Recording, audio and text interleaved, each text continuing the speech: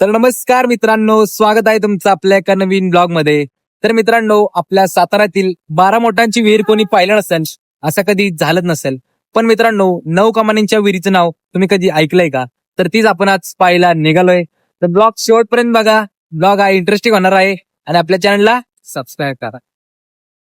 मित्रांनो, आपण वाईमधून निघालोय. ते ठिकाण वाईमधून जवळजवळ 25 किलोमीटर आहे. नवीन ठिकाण असल्यामुळे मॅपच्या मदतीने निघालो.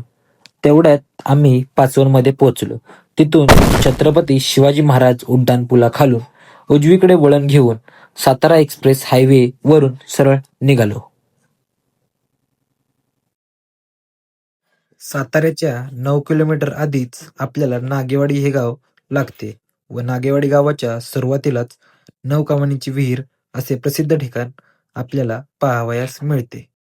हे ठिकाण वैयक्तिक मालकीची मालमत्ता असल्याने ते पाहण्यासाठी दिवसा 50 रुपये व संध्याकाळी 100 रुपये चार्ज आकारला जातो. आत आल्यावर आपल्याला सर्वप्रथम हे महादेवाचे मंदिर पाहण्यास मिळते. मंदिराच्या परिसरात सुंदर असा घाट व निवांत बसायची सोय आहे.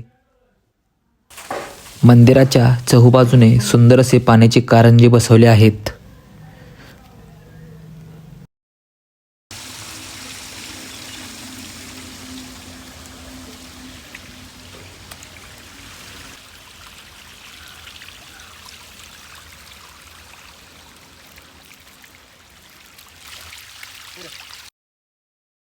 आत जाण्याआधी शिवाजी महाराजांच्या गड किल्ल्यांवरील दरवाजांना जसे शरप व कीर्तिमुख लावलेले असते तसे येथे लावलेले आहे.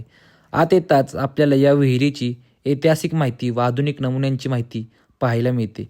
आधुनिक नमुने म्हणजे या विहिरीचे जे बांधकाम केले आहे त्यामध्ये जी चित्रे, देवळ्या इत्यादी सर्वांची बेरीज 9च येते.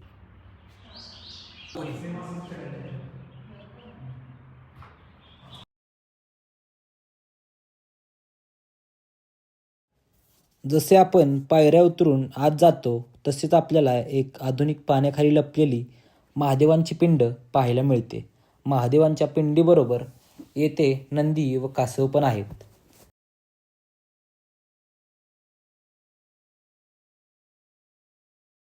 विहिरीच्या पाण्याच्या आत निरीक्षण केल्यावर आपल्याला पाण्यात 9 दरवाजांचे प्रतिबिंब दिसते. ते प्रतिबिंब नसून आपण आत्ता जिथे उभे आहोत तसेच स्ट्रक्चर पाण्याखाली देखील बनवले आहे. विहिरीच्या दुसऱ्या मजल्यावर आल्यानंतर तेथे आपल्याला शिवाजी महाराजांच्या काळात विहिरीतून पाणी काढण्यासाठी जशी रहाट पद्धत वापरली जाते ती पद्धत इथे वापरली आहे.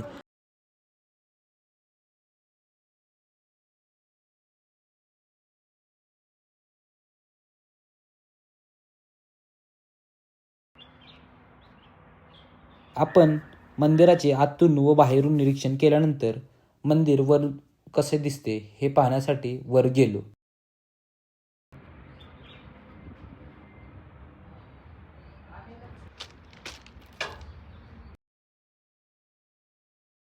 वरून हे मंदिर व विहीर पाहिल्यानंतर याचे वैशिष्ट्य समजून येते.